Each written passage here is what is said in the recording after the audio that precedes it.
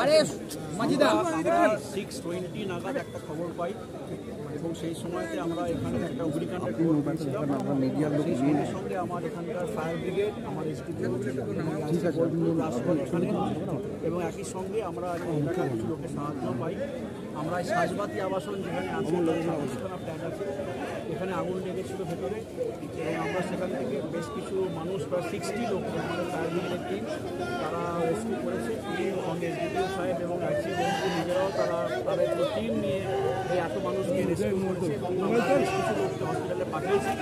যারা burn injury কিছু আছে, সেই বার্ন ইঞ্জুরি হসপিটালে পাঠানো হয়েছে। প্রায় 5 জনকে তারা নিয়ে গেছে অ্যাম্বুলেন্সের মাধ্যমে। ডক্টরের রিপোর্ট পাওয়ার পরে আমরা বাকি কথা বলতে পারবো। কোনো মৃতের সংখ্যা আমরা সমস্ত পাঠিয়েছি হসপিটালে, আমাদের 5 জন ওখানে গেছে এবং সেটা ডাক্তার রিপোর্ট পাওয়ার পরে আমরা কিছুটা আইডিয়া করতে পারবো কেমন ইঞ্জুরি হয়েছে, তখন আলাদা ক্যাজুয়ালিটি আছে। দুটি বডি উদ্ধার হয়েছে বলা যেটা শুনছি, এটা কি আমরা 5 জন মানুষকে রেস্কিউ করেছি যার বার্ন ইঞ্জুরি ছিল।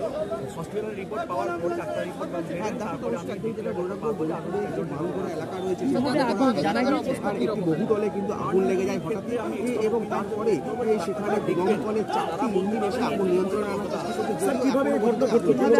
যেটা সূত্র জানা যাচ্ছে 4 থেকে 5 জন আহত, তারা গুরুতর আহত। তাদেরকে বোলপুরে যে স্বাস্থ্যকেন্দ্র রয়েছে, মহকুমা স্বাস্থ্যকেন্দ্র, সেখানে নিয়ে যাওয়া হয়েছে। আমরা তাদের চিকিৎসা চলছে।